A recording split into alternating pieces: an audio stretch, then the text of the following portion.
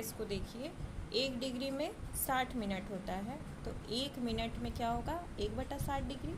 वैसे ही 1 मिनट में 60 सेकेंड होता है, तो 1 सेकेंड में 1/60 मिनट होगा। अब आगे बढ़ेंगे रेडियन माप। अभी डिग्री के बारे में पढ़े, डिग्री माप। तो 360 डिग्री को कैसे दिखाएंगे, तो ये रहा किरण, ठीक है। 360 डिग्री क्या होता है, प्लस है, तो घड़ी की विपरीत दिशा में चलेंगे और फिर वापस आ जाएंगे। ये पूरा एक घूम गया तो क्या बना, 360 डिग्री का कोण बना, ठीक है। दूसरा दिखाना है 180 डिग्री। 180 डिग्री क्या होगा, ऐसे यहाँ से शुरू हुआ और यहाँ तक गया, ये कितना है, 180 डिग्री, प्लस है, इसीलिए क्या चल रहा है, घड़ी की विपरीत दिशा में।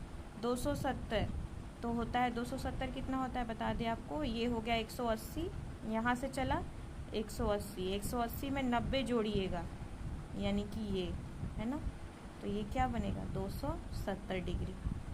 वैसे ही 420 डिग्री कितना होगा बताइए, 420 डिग्री, यहाँ शुरू किए 360 हो गया, 360 में कितना जोड़ेंगे कि 20 आ जाए, तो 60 और जोड़ना होगा, है ना। तो ऐसे मान लेते हैं इतना, यहाँ तक,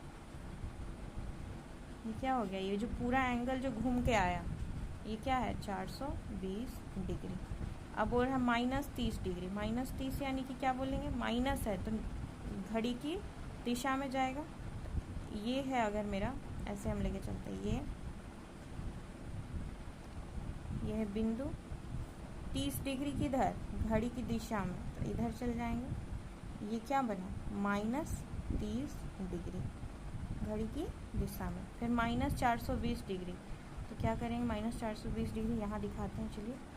ये है इधर, माइनस है तो किधर शुरू करेंगे, घड़ी की दिशा में, तो ये इधर से चलेंगे, तो ये हो गया पूरा 360, और 360 में कितना जोड़ेंगे कि 20 आ जाए, तो 60, मान लीजिए इतना जोड़े, 90 से कुछ कम, है ना।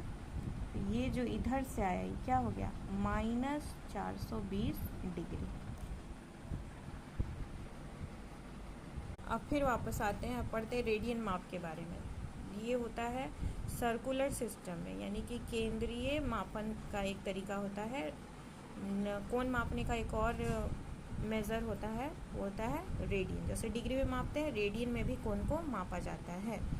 तो रेडियन होता क्या है, इकाई त्रिज्या के वृत्त के केंद्र पर 1 इकाई लंबाई के चाप द्वारा बने कोण को एक रेडियन माप कहते हैं, ठीक है। कहने का मतलब है इकाई त्रिज्या होनी चाहिए